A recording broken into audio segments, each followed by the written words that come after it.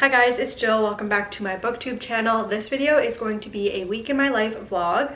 And for this video, I will be including bookish things that I do this week, but I'll also add in a few things that aren't book related too, just to kind of mix it up a little bit. First of all, I'm going to be going book shopping to get a new release romance book. I'll also do an update on some of the recent books that I've read, and I think I'll quickly do a February reading wrap up as well, and just include any other things that I feel like you guys might be interested to see. But I'm going to be heading out to Indigo shortly. We're actually going to be going to the gym afterwards, so I'm going to change into my workout pants. I have my workout top on right now, but I'm wearing sweatpants, so I will have to change, and then we'll be heading out and I'll bring you guys along.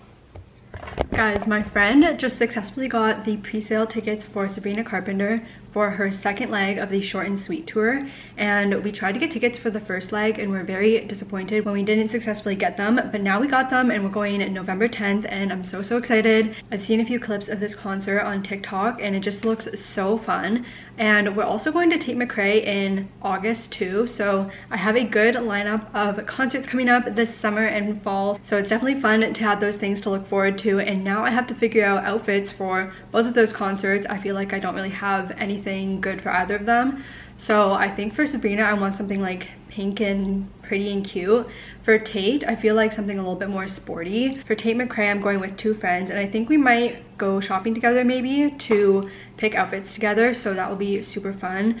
But yeah, I just wanted to share the good news because I'm so excited. And successfully getting concert tickets, if you've dealt with Ticketmaster, you know, but it just feels like so exciting and it is such a high. But yeah, that is my little update for now.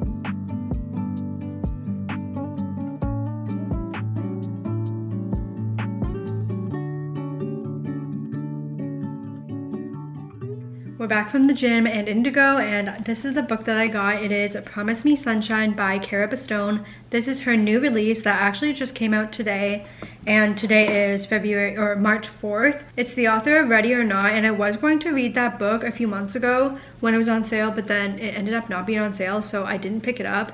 I still want to read that one though. I'm really excited for this new release and to see if I like this author. At the front here it says, "How do you find yourself after you lose the one you loved the most?" And then the back here says, "Grieving the loss of her best friend, a young woman finds her life turned upside down when she meets a grumpy stranger who swears he can help her live again," by the beloved author of Ready or Not. And I did read the blurb of this at some point before I put it on my TBR for 2025, but I'm not going to read it. I kind of just want to go into it not knowing too much about it. But I am going to be finishing this book first. I started this yesterday and I'm almost done it actually. So this is Good Girl, Bad Blood by Holly Jackson. I read A Good Girl's Guide to Murder just last month, I'm pretty sure. And I gave it 3.5 stars. I thought it was pretty good. And I'm pretty sure I'm going to give this 3.5 stars too. But this is the second book to A Good Girl's Guide to Murder trilogy. And it starts right after the last book. Well, actually it's like 1 month after the events of the last book. And Pip has gotten herself into another case, I guess. But since the last book, her and her practically boyfriend Ravi have been hosting the podcast which recounted the events that happened in the first book. So now she has a bunch of fans. I'm pretty sure she says she has like 300,000 listeners for a podcast, which is a lot of people. But in this book, one of her good friends, Connor, his brother actually goes missing, his older brother. The police don't really think this is a big deal because I guess he has a history of kind of leaving for a few days and eventually turning up. But Pip has a feeling that there's actually some darker things going on. So her friend Connor and his mom asked Pip to talk about this situation on her podcast so that she can get the word out that his brother is missing, to potentially help find him and or figure out what's been going on with him. So that is what she is doing, and she was a little bit reluctant at first because there were things that happened to herself and her family in the last book that she's like, I don't know if I want to go into danger again. But her curiosity got the best of her, I guess, and she has agreed to help her friend Connor. This book is super bingeable, similar to the first one, but honestly I feel like I'm getting through this one a little bit faster than the other one. And I feel like the interview style really helps with that because she goes over the different interviews with suspects and non-suspects, and then she goes over her notes as well as any pictures or additional evidence that she has for the case, and that just makes it really easy to like fly through this. I won't spoil the plot or anything like that, so I'll probably not talk anymore about the intricacies of what has been happening, but that's all I have to say so far for this, and I'll do a final update of my thoughts, and then after that I will start Promise Me Sunshine, and I will read this in this video as well and do a spoiler-free reading vlog for that too. I'm pretty sure you guys can hear Cookie chomping in the background, her eating her dinner, so I'm sorry about that. But I just finished Good Girl, Bad Blood, and I'm going to be giving this 3.5 stars. I feel like the thing that stood out to me the most about this was the character development of our main character, Pip. In the last book, it seems like she's this perfectionist, straight-A student, good girl, but in this one she has grown to be a little bit more assertive, and she is less of that good girl stereotype, I would say. She kind of confronted certain characters and wasn't afraid to do so. She was a great advocate and really just stood up for the things that she believed in. I think it's funny though with mystery kind of books, at the end when the bad guy, they explain everything, like their motive, what they did, the events in detail, like hour by hour of things that happened to the protagonist. Honestly, that doesn't really seem very realistic in the real world because it just doesn't really make sense for them to be admitting all this stuff. But honestly, I can look past it, and I still enjoyed this book, and it was pretty straightforward plot-wise. I wasn't able to guess who the bad guy was. I'm never able to guess though in thriller or mystery books, so honestly that is not surprising to me. In terms of the romance side plot, I feel like I don't really see a huge connection between Pip and Ravi, but I honestly wasn't going into this wanting a romance or expecting that, and with it being a side plot, what really can I expect from that? But that is all I really have to say about Good Girl, Bad Blood. Overall, I think I would recommend it.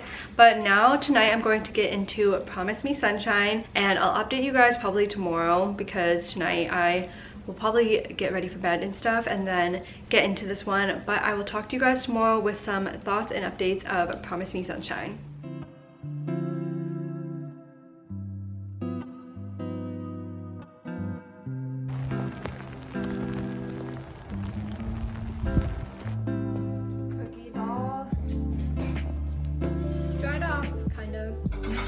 My makeup got absolutely obliterated by the rain when we took Cookie for a walk this morning, and I didn't want to put any more makeup on, so that's why I look pretty barefaced.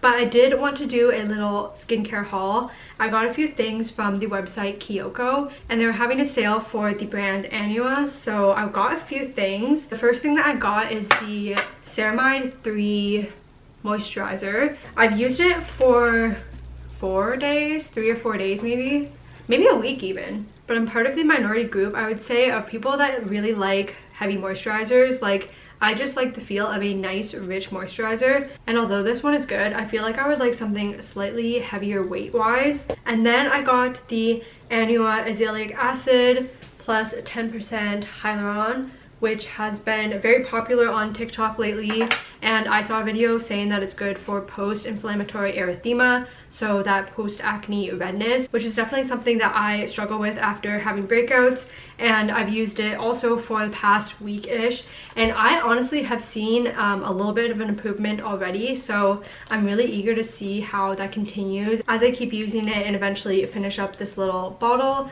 And then the last thing that I got was the Romand Glastein Melting Balm. Here it is, and I got the color Dear Apple 14, and I'll try this one on actually because I don't have anything on my lips. I feel like it's pretty pigmented, honestly, more so than I expected, but I really like the feel of it. It's like a nice, soft, cushiony balm, and honestly I only got this so I could fulfill the requirement price-wise to get free shipping, but also one of my good friends recommended this to me too, so I'm happy I was able to pick that up. And then a few weeks ago, Paul and I went to visit some friends in the North Toronto area. We went to Pacific Mall, and I wanted to look for a sunscreen because Kyoko didn't actually have this sunscreen, and I saw that it had good reviews when I just googled it. But this is the Anua Silky Sun Heartleaf Silky Sun Cream. Heartleaf Silky Moisture Sun Cream is the name of it. This one actually, I feel like, I don't know exactly what ingredient it is, but it does sting my skin slightly, I would say for about 30 minutes to an hour after application, which is a little bit disappointing, but not so excruciating that I'm not going to finish it. However, I probably won't be repurchasing that once I am done with that bottle. But that is it for my little skincare haul, and I'm going to continue reading Promise Me Sunshine. I only got to chapter like 2 or 3, so I think I'm only 30 pages in. But yeah, I'm going to continue with reading that book for now.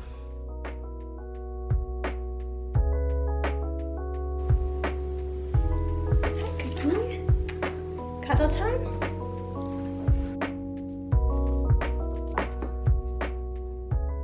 The only one vibe. We're going to get the new lavender matcha at Starbucks, and then we're also going to try to get a pup cup for Cookie. Yeah, sure. That was ice. With ice? Oh, yes, please. She already ate a little bit in the car, but she's really excited. Oh, Cookie. Pup cup ASMR. Here's my lavender matcha oat latte, I believe it's called. Grande ice lava oat matcha, yeah. It's very sweet. I was saying in the car to Paul though that I feel like they might have re-released this because I vaguely remember trying this before, but I can't remember exactly, so, or maybe it was like a different matcha combination. But now that I'm tasting it, it really doesn't taste like anything else I've had from there, so I'm probably wrong, honestly.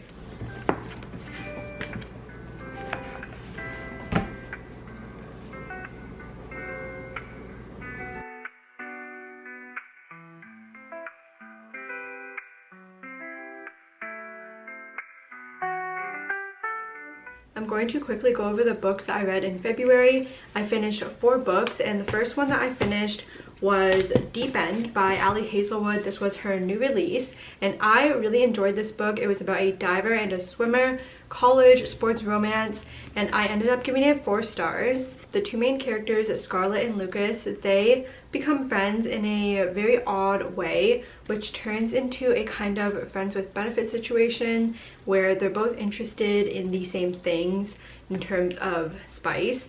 So this is quite spice heavy, especially for Ali Hazelwood. I feel like her other books were pretty tame, but this is pretty spicy, I would say. I do like spice in books, but I feel like I'm quite picky with the writing of the spice. And I will say that Ali Hazelwood's spice feels a little bit forced, and it is not the best that I've read, I feel like. But even though for me I wasn't a huge fan of those spicy scenes, I feel like I was able to look past that because I was such a big fan of our main character Scarlett. I just felt like she was just so real and really relatable. So this one was a success for me. I know there's kind of some mixed reviews about it. And the next book that I read was Red Queen by Victoria Aveyard, and I was really excited about this book. I felt like the middle of it was a little bit slow, but the ending is so good. This is about our main female character, Mare, and she is in a society where the people are divided based on the color of blood that they bleed. So there are those that bleed red and those that bleed silver. These silvers, they are highly regarded in society, and basically the reds are like the scum of the earth, and they are treated as such. But Mare, she ends up getting a job in the kingdom, or in the castle I guess, working for the king and the queen. She gets involved in some underground business, let's say, and there's also a little bit of a love triangle between the two brothers, and these two brothers are actually the princes of this province.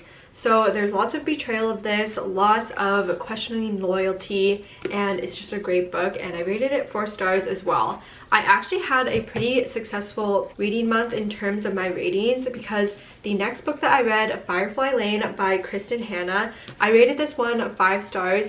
This book is just so good. Kristen Hanna is always able to tug at my heartstrings, and I feel like every book that I read from her, I'm crying. So for this book, we have 2 FMCs. Their names are Kate and Tully. Kate is more so the nerdy type, whereas Tully is beautiful, she's very social, she's like that typical popular girl, and even though it may seem like they would be unlikely friends, they are quickly drawn to each other and become inseparable, and they build this wonderful friendship that lasts into their adulthood. And then as we follow them through high school, college, and then the working world, we are with them as both girls make mistakes that are very bad, and also just navigating love life and everything like that.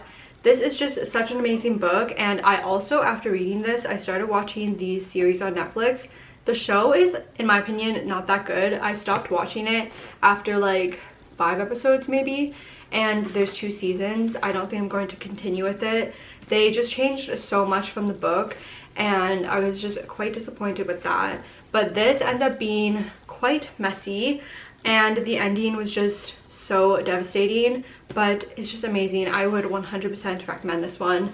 And then the last book that I read in February was Immortal by Sue Lynn Tan. This book I was immediately drawn to just because of how beautiful the cover is, and it is a fantasy romance about a girl. Her name is Liane, and she is supposed to be the heir to this kingdom, but this kingdom is kind of under the service of what they call the Immortals, and these Immortals have powers, and they're basically gods. I'm pretty sure they describe them as gods too. And when something happens to her grandfather, she ends up going to the immortal realm to kind of convince the Immortals that the kingdom doesn't need to be under their service anymore. Sorry, Cookie's barking. And when she's there, she meets the MMC, who is the god of war, who is supposedly very loyal to the Immortals. So we have a little bit of an issue with that at the start. But yeah, I also gave this book 4 stars. I really enjoyed the writing. I just found it very immersive. There were also some great fighting scenes, and the romance was very unique and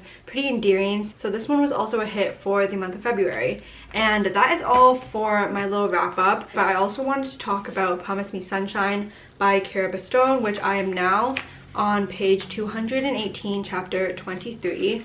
Just a little bit over halfway here. And honestly, this one is quite slow. I've been having a little bit of a hard time picking this one up and being super engaged with it. In this book, we have our FMC. Her name is Lenny. She is grieving the death of her friend. Her friend died of cancer, I think within the last year. So she has been grieving and is not doing very well. She's also in between jobs and picking up nannying shifts. Before her friend died though, her and her friend made a bucket list of things that Lenny will do after her friend Lou passes away. So at the start of this book, she hasn't really done any of those things on the bucket list. But when she nannies this little girl for a weekend, the little girl's uncle also lives in the same complex. He offers to help Lenny with completing this bucket list, and he also notices while she is doing the nannying how good she is with his niece. So in exchange for helping her with her bucket list, he wants her to help him figure out how to be good with kids. Also, this guy's name is Miles. And of course, Miles is this kind of grumpy character, while Lenny is more sunshine and she's quite quirky, I guess I'll say. But Miles understands a little bit of what Lenny is going through because he 10 years ago lost his mom and cousin in a car crash, and he was the only survivor. So this is a contemporary romance, and I just feel like the vibes I'm getting between Lenny and Miles are definitely more friendly in my opinion, especially with some of the things Lenny is asking Maëlys to help her with. It just doesn't seem like they're connecting on a romantic level, which unfortunately I think is why I'm feeling a little bit bored with this book. But I'm hoping that it picks up a little bit more, or that their connection develops and improves. And so far Lenny has been able to tick off a few things off the bucket list, but in terms of the improvement of Maëlys with kids, specifically with his niece Ainsley, I'm not really seeing that. And I feel like the scenes that we are getting of Maëlys and Ainsley trying to connect, or Maëlys trying harder with connecting with kids, it's just a bit odd because Lenny's like in the same room kind of coaching him, but I feel like the kid would be able to pick up on what is going on, and it just seems like a little bit awkward to me. So yeah, those are my thoughts for now. I'm not disliking this book, but I don't think I'm going to be rating it super highly, but I will give you guys my final thoughts on this when I'm done. Hopefully either, I honestly don't think I'll be able to finish it today, but maybe tomorrow I'll have time to complete this one.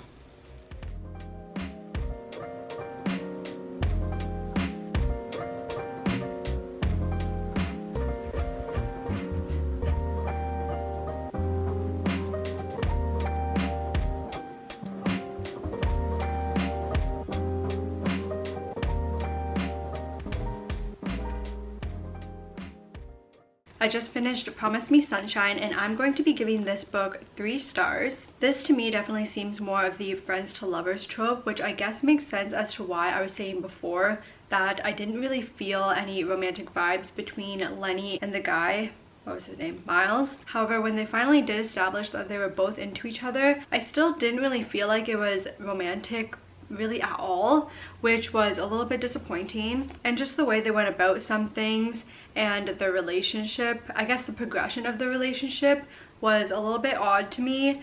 And in terms of their characters, I just felt like I couldn't really connect to either the FMC or the MMC really. So because of that, I wasn't super invested in the relationship, and I feel like this book is definitely leaning more towards that fiction genre than the romance, because it is heavily focused on Lenny and her grieving journey after she loses her very best friend. And I did like reading about Lenny's experience and her navigating, trying to figure out how to feel a little bit more like herself. But I also felt like the ending of this felt quite abrupt.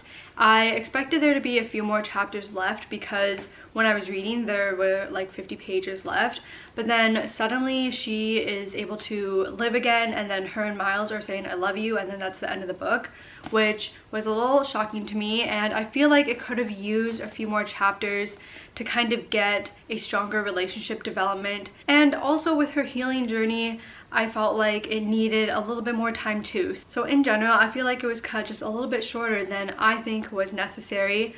So yeah, 3 stars for this one. I still think it's good. I would recommend it. It's a little bit heavier than like a summery beachy read. You might see the cover and think, oh, like it's going to be lighthearted, but there are serious topics that are discussed in here.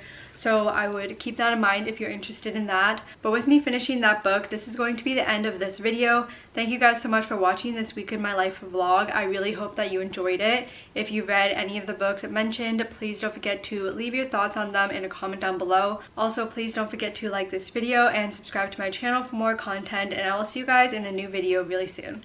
Bye!